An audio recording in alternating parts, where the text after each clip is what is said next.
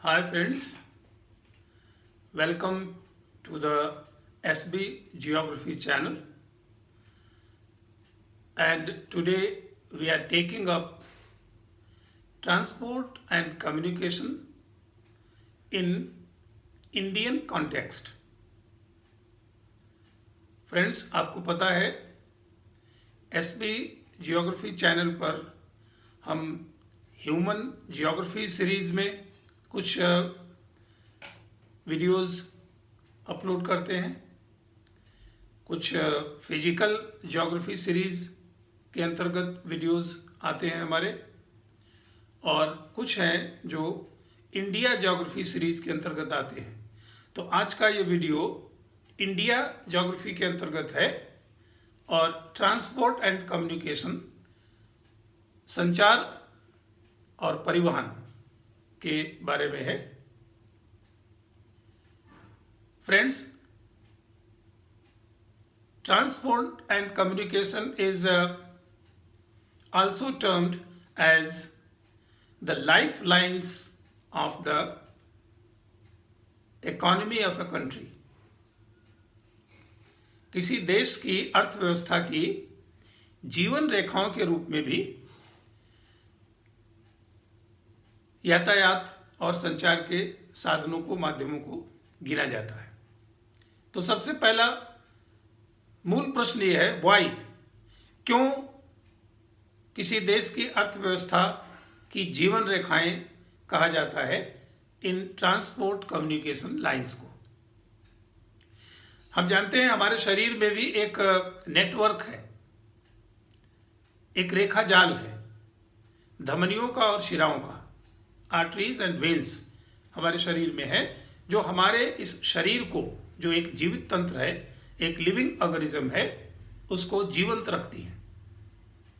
कैसे जीवंत रखती हैं? हमारे शरीर में ब्लड या रक्त हमारे शरीर का जीवन है, मानव शरीर का जीवन है, लाइफ है। और ये रक्त हमारे शरीर के इस तंत्र में एक कोने से दूसरे कोने तक संचार इसका होता रहता है, फ्लो करता रहता है, और इस प्रकार से हमारा ये शरीर जो लिविंग ऑर्गेनिज्म है जीवित रहता है। तो ठीक इसी तरीके से किसी भी देश की अर्थव्यवस्था के जीवन को या अर्थव्यवस्था के रक्त को अगर हम जानना चाहें तो आप देखें, मेन, मटेरियल एंड मैसेजेस, ये अर्थव्यवस्था के रक्त के रूप में है। The life of economy, main, material and messages. Hindi में कहूं तो व्यक्ति, वस्तु और विचार। अब आप ध्यान दें, जैसे हमारे शरीर में ब्लड सर्कुलेट होता रहता है तो ही हमारा शरीर जीवंत रहता है, ठीक इसी तरीके से अर्थव्यवस्था का जो रक्त है, अर्थव्यवस्था का जो जीवन है, प्राण है, वो क्या है? व्यक्ति हैं, वस्तुएं हैं और विचारधाराएं हैं, मेन, मटेरियल एंड मैसेजेस। ये एक स्थान से दूसरे स्थान को अगर सर्कुलेट होते रहेंगे तो हमारी अर्थव्यवस्था जीवंत रहेगी। मैं समझता हूं मैं क्लियर हूं। इसलिए ट्रांसपोर्ट कम्युनिकेशन लाइंस को किसी भी देश की जीवन रेखाएं कहा जाता है, वहां की अर्थव्यवस्था की लाइफ लाइंस या जीवन रेखाएं कहा जाता है। अब आप ध्यान दें, इस यातायात व्यवस्था को और संचार की व्यवस्था को, दोनों को हम एक साथ हमेशा कहते हैं, यातायात एवं संचार या परिवहन एवं संचार या ट्रांसपोर्ट एंड कम्युनिकेशन, क्योंकि दोनों एक दूसरे के पूरक हैं। इसमें से आप ध्यान देंगे, मेन एंड मटेरियल का जो मूवमेंट होता है दैट इज ट्रांसपोर्टेशन, और जो मैसेजेस का स्थान परिवर्तन होता है, मैसेजेस का मूवमेंट होता है, वो कम्युनिकेशन। वस्तु और व्यक्ति स्थान बदलते हैं तो यातायात या परिवहन, और संदेश, विचारधाराएं ये अपना स्थान बदलती हैं तो वो कहलाता है संचार। अब हम पहले परिवहन के साधनों की बात करें तो 3 तरीके के परिवहन के साधन हैं, लैंड ट्रांसपोर्ट, वाटर ट्रांसपोर्ट और एयर ट्रांसपोर्ट। स्थल परिवहन, जल परिवहन और वायु परिवहन। स्थल परिवहन में भी आप देखें रोडवेज हैं, रेलवेज हैं और पाइपलाइंस हैं, सड़कें, रेल मार्ग और पाइपलाइन। जल परिवहन में इनलैंड वाटरवेज भी हैं और ओवरसीज वाटरवेज भी हैं। इनलैंड वाटरवेज अंतः स्थलीय जल मार्ग जो किसी देश की नदियों में, उसके जलाशयों में, चाहे वो प्राकृतिक झीलें हों चाहे मानव निर्मित झीलें हों, वे नदियों पर बांध बनते हैं, उसके पीछे बहुत बड़े जलाशय बन जाते हैं, उनको भी हम इंटरनल या इनलैंड ट्रांसपोर्ट सिस्टम की तरीके से यूज करते हैं। बैक वाटर्स हैं समुद्र के किनारे, लेगून्स हैं जहां कहीं भी जलाशय हैं उनको, तो ये कहलाते हैं आंतरिक जल मार्ग या इनलैंड वाटरवेज। और ओवरसीज जैसा नाम से स्पष्ट है, ये महासागरीय जल मार्ग है जो एक महाद्वीप से दूसरे महाद्वीप तक या एक देश से दूसरे देश तक हमको जोड़ते हैं। और वायु परिवहन की बात करें तो भारत में जैसे डोमेस्टिक एयरलाइंस हैं और इंटरनेशनल एयरलाइंस हैं, पब्लिक सेक्टर में भी हैं और ये प्राइवेट सेक्टर में, दोनों जो डोमेस्टिक एयरलाइंस हैं। अभी हम बात करें पहले लैंड ट्रांसपोर्ट में रोडवेज और रेलवेज को एक साथ रख करके हम देखें। मुख्यतः यही 2 रूप हैं स्थल परिवहन के, सड़कें और रेल मार्ग। इन दोनों की हम तुलना करके देखते हैं, उनके महत्व की तुलना करें, इंपॉर्टेंस वाइज कौन अधिक इंपॉर्टेंट है। आप देखें सड़कों का निर्माण और उनका रख रखाव रेलों की तुलना में सस्ता है, लेस कॉस्टली। रेलें या रेल मार्ग बिछाना ढाल से बहुत अधिक प्रभावित होता है। जो अधिक तीव्र ढाल वाले भाग हैं, पर्वतीय भाग हैं, एक निश्चित ढाल के बाद हम रेल मार्ग नहीं बिछा सकते, जबकि सड़कें किसी भी ऊंचाई तक जाती हैं। हमारे देश में ही आप जानते हैं 5000 मीटर से भी अधिक ऊंचाई पर लेह से मनाली तक की रोड है। आप कहीं भी जो पर्वतीय क्षेत्र हैं उनको घेरते हुए ऊपर तक जा सकते हैं। सबसे बड़ी बात क्या है सड़कों के साथ, हमने बताया कंस्ट्रक्शन और मेंटेनेंस इनका कम खर्चीला है, ये ढाल को अधिक नहीं मानती या ढाल से अधिक प्रभावित नहीं होती। और सबसे बड़ी बात क्या है, जो भारत जैसे विशेष करके कृषि अर्थव्यवस्था के, ग्रामीण अर्थव्यवस्था के बाहुल्य वाले देश हैं, उन जगहों पर इन जो आप देखें सड़क मार्ग हैं, ये अधिक जनसंख्या तक पहुंचते हैं, या आप कह सकते हैं दूसरे शब्दों में अधिक से अधिक जनसंख्या की पहुंच इन सड़क मार्गों तक होती है, क्योंकि ये रिमोट विलेजेस तक, रिमोट एरियाज तक, छोटे छोटे हैमलेट्स तक, बस्तियों तक भी जाते हैं, नगलों तक जाते हैं, पुरों तक जाते हैं। तो सड़कें अधिक जनसंख्या को सर्व करती हैं, अधिक पॉपुलेशन को सर्व करती हैं और रिमोट से रिमोट एरिया तक जाती हैं, जो कि रेलों के साथ नहीं है। रेलों की अपनी सीमाएं हैं, भाई पटरियों पर ही चलेगी और स्टेशन पर रुकेगी, तो उस स्टेशन तक, रेलवे जंक्शन तक कौन पहुंचाता है, कौन लिंक देता है, ये सड़कें। तो इस अर्थों में आपने देखा कि सड़कों का महत्व, जो रूरल एग्रेरियन इकॉनमी जहां पर हो, जहां कंट्री साइड एरिया ज्यादा हो, अर्बनाइजेशन कम हो, वहां पर सड़कों का आप देखेंगे इंपॉर्टेंस रेलों की तुलना में ज्यादा है। अब रेलों की बात करें, रेलें बेशक अधिक लोगों तक नहीं पहुंचती हैं, डायरेक्ट सुदूरवर्ती भागों को नहीं पहुंचती हैं, तीव्र ढाल वाले भागों को नहीं पहुंचती हैं, लेकिन एक बात रेलों के साथ बहुत इंपॉर्टेंट है, कैरेक्टरिस्टिक फीचर्स है में से आती है, रेलें लंबी दूरी की यात्रा हो या माल वाहन हो, long distance journeys and freight, तो भारी माल वाहन हो और लंबी दूरी की यात्रा हो तो सड़कों से उतना सुविधाजनक नहीं रहता जितना रेलों की के जरिए होता है। आप ये भी देखेंगे, इसीलिए भारत भारत के बारे में भी कहा जाता है the railways are the integrating force,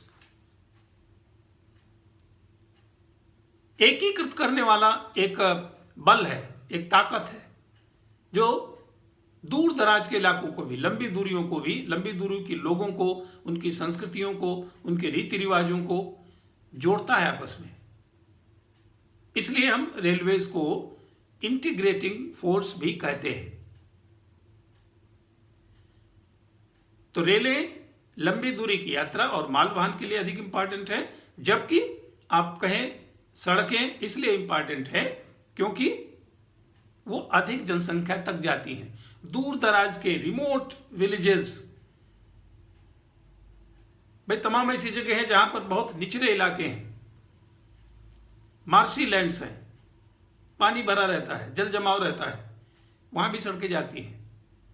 रेगिस्तानी भाग हैं, वहां भी सड़कें बना ली जाती हैं। पर्वतीय भाग हैं, दुर्गम पठारी भाग हैं, वहां पर भी सड़कें हैं। लेकिन रेलों की अपनी सीमाएं हैं। अब हम बात करें सड़कों के अनुक्रम की, हायरार्की ऑफ रोड्स। हमारे देश में सड़कों का एक क्रम है। अगर हम ऊपरी स्तर से देखें तो आप देखें सुपर हाईवेज और उसके पहले भी बॉर्डर रोड्स, सीमावर्ती सड़कें इंपॉर्टेंस के हिसाब से बहुत ज्यादा महत्वपूर्ण है। फिर आती है सुपर हाईवेज या इनको सुपरवेज भी कहते हैं, और ये भारत में जो गोल्डन क्वाड्रिलेटरल है, स्वर्णिम चतुर्भुज, जो 4 मेगा नगरों को जोड़ता है, कोलकाता, मुंबई, न्यू दिल्ली और चेन्नई, ये स्वर्णिम चतुर्भुज है। ये सभी जो इनको जोड़ने वाली सड़कें हैं दे आर सुपरवेज, सुपर हाईवेज। और फिर जो कॉरिडोर्स हैं, नॉर्थ साउथ और ईस्ट वेस्ट कॉरिडोर्स, वो भी इसी श्रेणी में आती है, जो कश्मीर से कन्याकुमारी तक, उत्तर से दक्षिण और पश्चिम में गुजरात से पूर्व में अरुणाचल तक। तो दोनों ईस्ट वेस्ट और नॉर्थ साउथ कॉरिडोर्स और गोल्डन क्वाड्रेंगल या गोल्डन क्वाड्रिलेटरल। फिर देखिए इसके बाद आती हैं सड़कें नेशनल हाईवेज, राष्ट्रीय महामार्ग, फिर स्टेट हाईवेज, राज्य महामार्ग, फिर मेजर डिस्ट्रिक्ट रोड्स, जिले के या जनपद के मुख्य मार्ग, और फिर लास्ट में आप देखेंगे लोअर ऑर्डर ट्रिब्यूटरी लिंक्स, निचले स्तर के जो ट्रिब्यूटरी सहायक, आप पढ़ते हैं ना, जैसे ट्रिब्यूटरीज होती हैं रिवर्स की, सहायक नदियां, वो क्या करती हैं, मुख्य नदी को सहायता करती हैं, अपना जल, अपने पानी का जो वॉल्यूम है वो उसमें मिला देती है। ठीक इसी तरीके से जो लोअर ऑर्डर ट्रिब्यूटरी लिंकेज है, गांव में है, जो विलेज रोड्स हैं, लिंक रोड्स हैं, खेतों को जाने वाले चक रोड्स हैं, उन सभी का भी इंपॉर्टेंस है, क्योंकि वो अंततः जो रेलें हमने कहा इंटीग्रेटिंग फोर्स हैं, उन तक पहुंचने में उन लिंक रोड्स का भी हाथ है। या जैसा मैंने कहा, सड़कें अधिक जनसंख्या तक पहुंचती हैं, सुदूरवर्ती भागों तक पहुंचती हैं, तो उन सुदूरवर्ती भागों को कौन जोड़ता है, ये लोअर ऑर्डर ट्रिब्यूटरी लिंकेज, ये बहुत इंपॉर्टेंट है। आपको अजीब लगेगा, जैसे हमने एक हायरार्की पढ़ी सड़कों की भारत में, तो जाहिर है आप कहेंगे भाई सुपरवेज बहुत इंपॉर्टेंट है, नेशनल हाईवेज बहुत इंपॉर्टेंट है, स्टेट हाईवेज बहुत इंपॉर्टेंट है, लेकिन जो लोअर ऑर्डर ट्रिब्यूटरी लिंकेज है वो कम इंपॉर्टेंट नहीं है। उनका महत्व इसलिए है क्योंकि वो एक्सेसिबिलिटी रोड्स की बढ़ाती हैं, जो दूर दराज के गांव हैं, बस्तियां हैं, सेटलमेंट्स हैं, उन तक वो पहुंचती हैं। अब आप देखिए इन सड़कों का स्वरूप कैसा है, उस आधार पर मेटल्ड और अनमेटल्ड रोड। मेटल पक्की सड़कें जिनको पिच रोड्स कहते हैं या टार्ड रोड्स कहते हैं, और अनमेटल कच्ची सड़कें जो पिच नहीं है। बहुत सारे अभी भी आपको मेजर डिस्ट्रिक्ट रोड्स के नीचे जाएंगे, विलेज लिंक रोड्स, तो कहीं कहीं पर भी कंक्रीटेड हैं, but they are not pitched, tarred नहीं है।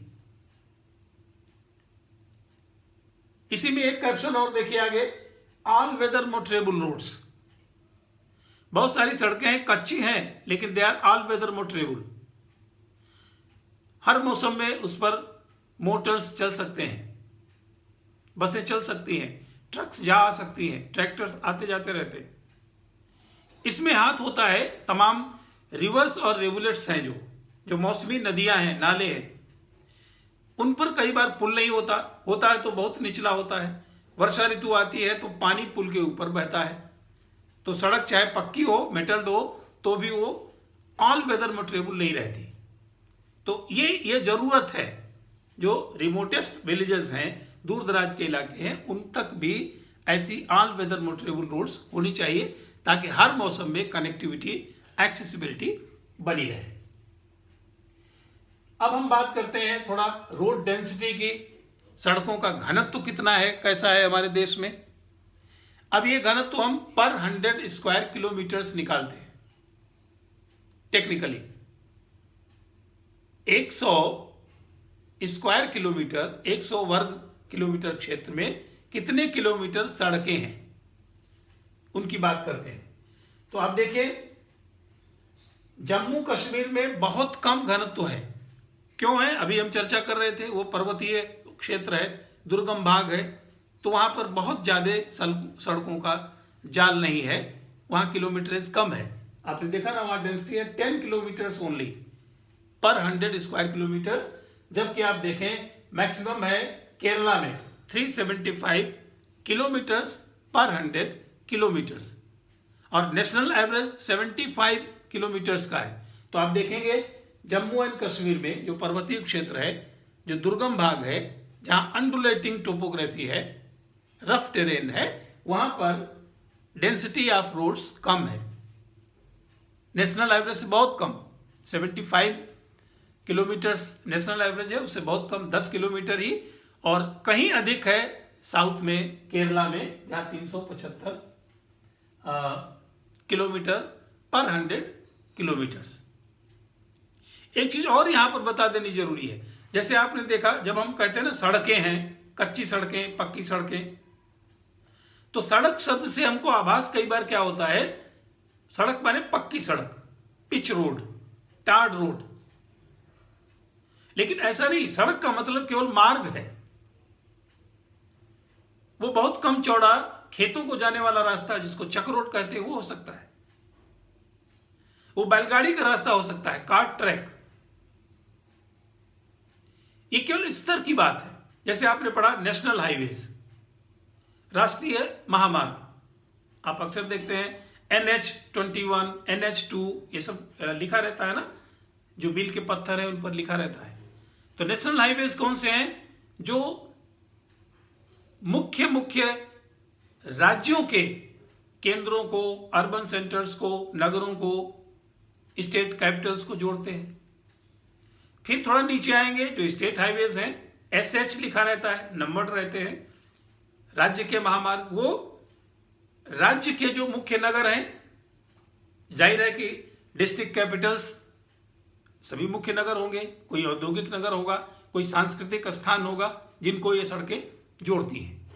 तो सड़कों का मतलब मार्ग है, इसलिए मैंने कहा ना कि सड़कें माने मार्ग, अदर देन रेलवेज, वो सब बहुत रिमोट एरिया तक जाते हैं। अब हम थोड़ी रेलवेज की बात करते हैं भारतीय संदर्भ में। रेलवे हमने कहा इंटीग्रेटेड फोर्स हैं, बहुत इंपॉर्टेंट हैं, किस लिए, लंबी दूरी की यात्रा के लिए और साथ साथ माल वाहन के लिए। अब आप ध्यान दें, जैसे सड़कों से भी माल वाहन होता है, लेकिन अगर बहुत बड़ी मात्रा में A स्थान से B स्थान तक सामान ले जाना है और 50 ट्रक में लोड किया आपने सामान, भारी भरकम सामान है, भारी भरकम ओर्स हैं, कोल है,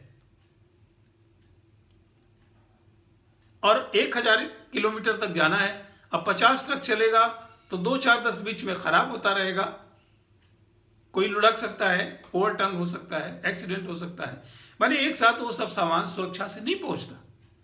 लेकिन वही एक ट्रेन है, गुड्स ट्रेन, कोई मालगाड़ी है, जिसमें आप 50 वैगन लगा दीजिए और एक ही इंजन के फ्यूल से, चाहे वो डीजल हो चाहे इलेक्ट्रिसिटी का खर्चा हो, एक इंजन खींच करके वो गंतव्य तक पहुंचा देता है, जो कि ट्रकों के साथ अधिक कंजम्पशन होगा, ईंधन का भी, फ्यूल का भी, और सुविधाजनक ढंग से, सुरक्षित ढंग से वो आपकी वस्तुएं, आपका कच्चा माल या बनी हुई चीजें नहीं पहुंच पाती।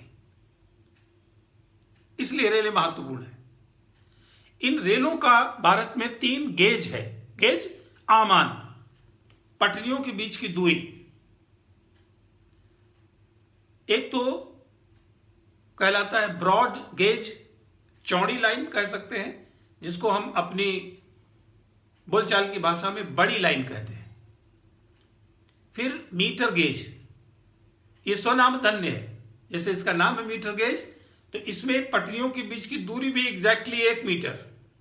जबकि आप देखेंगे जो ब्रॉड गेज रेलवेज हैं उनमें पटरियों के बीच की दूरी आप देखें 1.676 मीटर्स होती है, 1.5 मीटर से भी ज्यादा, 1.67 मीटर्स। और मीटर गेज में जैसा नाम है 1 मीटर ही दूरी रहती है। एंड देन नैरो गेज, सकरी लाइन, जिसमें 2 हैं, एक बहुत सकरी है जो 0.61 मीटर्स और जो थोड़ा उससे चौड़ी है 0.76 मीटर्स। आपने बहुत अधिक मैं जानता हूं, मुझे लगता है बड़ी लाइन, छोटी लाइन, मीटर गेज और ब्रॉड गेज से यात्रा की है प्रायः सब लोगों ने, लेकिन नैरो गेज बहुत कम, you come across narrow gauge very far and few, कभी कभार आप देखते हैं।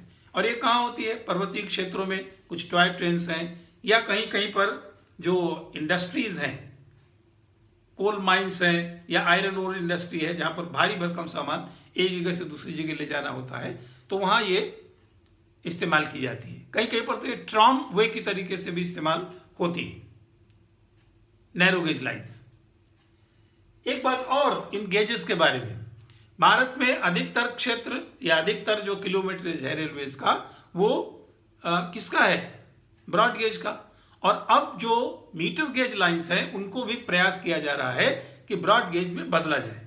Why this? ये एक्सरसाइज क्यों की जा रही? आप जानते हैं जो ब्रॉड गेज रेलवे लाइंस हैं उन पर जो कंपार्टमेंट होंगे यात्रियों के, या वैगन होंगे सामान ढोने के, उनमें स्पेस अधिक रहता है। आपने कभी यात्रा की हो बड़ी लाइन से तो आप देखेंगे एक 3 सीटर सीट होती है, फिर बीच में गैलरी होती है, फिर एक सिंगल सीट खिड़की के पास, जहां पर बच्चे ज्यादा बैठना पसंद करते हैं, खिड़की के पास इतना चौड़ा होता है। जबकि मीटर गेज या छोटी लाइन का डिब्बा होगा तो ये सिंगल सीट वाला मिसिंग रहता है, केवल 3 सीटर और उसके बाद थोड़ी सी गैलरी, दैट्स ऑल। तो कैपेसिटी अधिक रहती है, जाहिर है, तो अधिक माल ढोएगी, अधिक यात्री ढोएगी बड़ी लाइन। एक और बात, अगर अलग अलग गेज रहते हैं, आपको ए स्टेशन से डी स्टेशन तक सामान ले जाना है, लेकिन ए से बी तक बड़ी लाइन है, फिर बी से सी तक छोटी लाइन है, फिर सी से डी तक बड़ी लाइन है। अब आपको क्या करना होगा? ए पर माल लोड करेंगे तो बी पर अनलोड करना पड़ेगा, क्योंकि बी से सी के बीच में बड़ी लाइन नहीं है, वो कैसे जाएगी ट्रेन? फिर सी पर पहुंचेंगे तो अनलोड करेंगे, फिर बड़ी लाइन में भरेंगे। तो अलग अलग गेज होने के ये नुकसान है। जो सामान आप भेजते हैं, भेजना चाहते हैं, भरते हैं, उसको बार बार उतारना, फिर लोड करना, उससे सामान का भी नुकसान होता है, समय अधिक लगता है, तो वो इकोनॉमिक नहीं है। इसलिए गेज एक करने की जरूरत है और किया जा रहा है। आप देखिए रेलवेज के लिए अभी हमने शुरू में कहा था, एक तो जो स्टीप स्लोप्ड साइड्स हैं, हिल साइड्स हैं, पर्वतीय क्षेत्र हैं, वो तो रेलों के लिए उचित नहीं है, फेवरेबल नहीं है। इसके अलावा भी रेलों के लिए कुछ साइट्स ऐसी हैं जो फेवरेबल नहीं होती, जहां पर रेलें बिछाना कठिन होता है, एक चुनौती होती है। जैसे रेगिस्तानी भाग है, डेजर्ट एरियाज है, हमारे देश में राजस्थान के भाग तमाम है, जहां रेत जैसी मिट्टी है, लूज टेक्सचर की मिट्टी है। और आपको पता है रेलवे लाइन या पटरी कहां बिछाई जाती है, उसको और स्ट्रांग किया जाता है, बहुत हार्ड सरफेस होना चाहिए, मजबूत आधार होना चाहिए जिसके ऊपर पटरी बिछाई जाती है। And you know desert areas में बहुत लूज टेक्सचर होता है, तो कठिन है वहां पर बनाना। या जो मार्शी एरियाज हैं, वाटर लॉगिंग एरियाज हैं, निचले इलाके हैं जहां पानी भरा रहता है, वहां पर भी रेलें बिछाना, वही बात, फर्म होना चाहिए, जो रेल की पटरी बिछी है उसका बेस बनाना तो कठिन है। ये चैलेंजेस हैं। उन इलाकों में रेलें नहीं, ऊंचाई वाले भागों में, रेगिस्तान के भागों में, या जो दलदली भाग है, मार्शी भाग है। आप देखें जैसे कोंकण क्षेत्र है, कोंकण कोस्ट, केरला के तट पर आप देखें, वहाँ ज़्यादातर लैगून्स हैं, बहुत ही लो लाइंग एरियाज हैं, समुद्र के किनारे किनारे भी ज़्यादातर वहाँ वाटर लॉगिंग रहती है। अब बड़ी दिक्कत है वहाँ, लेकिन वहाँ पर भी भाई टेक्नोलॉजी डेवलप है, वहाँ भी मेट्रो की तरीके से पिलर्स बना करके बहुत दूर दूर तक, कोंकण रेलवे है ना अलग से, उस कोंकण रेलवे में माने आप उससे यात्रा करेंगे तो दोनों ओर बहुत आपको सीनिक ब्यूटी से दिखाई पड़ेगी। तो ये कुछ चैलेंजेस हैं रेलवेज के सामने। एक सबसे बड़ी बात क्या है रेलों के साथ जो चुनौती है, समय के साथ इनका मॉडर्नाइजेशन, आधुनिकीकरण हो रहा है। आप जानते हैं बहुत सारा जो डीजल ड्रिवेन इंजन्स थे, लोकोमोटिव्स थे, उनको धीरे धीरे बदला जा रहा है, इलेक्ट्रिफिकेशन हो रहा है, ये नवीनीकरण है। और जो मैनेजमेंट है रेल्स का, उनका जो कंडक्शन है, जो परिचालन है, उसको बहुत ही सोफिस्टिकेटेड किया जा रहा है, कंप्यूटराइज्ड हो रहा है सब। बुकिंग है वो कंप्यूटराइज्ड हो रही है, यात्रियों की सुविधाएं कंप्यूटराइज्ड हो रही हैं, लेकिन फिर भी अभी बहुत कुछ करने की जरूरत है। मालवाहन में आपने देखा जैसे कंटेनर सेवाएं हैं, अब वैगन में माल लदा हुआ है, किसी व्यक्ति ने बुक करवाया है, अब स्टेशन पर आने के बाद वहीं पर उसको अनलोड करके फिर अपने ट्रक में या लारी में ले जाने की जरूरत नहीं पड़ती। अब वो पूरा का पूरा वैगन अगर बुक है तो वो एक कंटेनर ही रखा रहता है, जिसको क्रेन से उठा करके डोर टू डोर उसके घर तक लाद करके पहुंचाया जा सकता है। इसके बावजूद भी there is room for modernisation, और भी अभी इसको हम मॉडर्नाइज कर सकते हैं। अब हम थोड़ी बात पाइपलाइंस की करते हैं। वाई दिस पाइपलाइन ट्रांसपोर्टेशन, ये सामान्य स्थलीय परिवहन से क्यों भिन्न है और क्यों अधिक अच्छा है? आप जानते हैं ज्यादातर तो जैसे आप घरों में देखे हैं पाइपलाइंस हैं जिनसे पानी पहुंचाया जाता है। बहुत सारे ऐसे इलाके हैं जहां पर दूध की सप्लाई भी उसी से होती है, या अब गैस पाइपलाइन के थ्रू भेजे जाने की बात है। पेट्रोलियम पदार्थ और गैस, नेचुरल गैस, इनको हम आसानी से ट्रांसपोर्ट कर सकते हैं थ्रू पाइपलाइंस। अब इनकी जरूरत या इनका लाभ क्या है?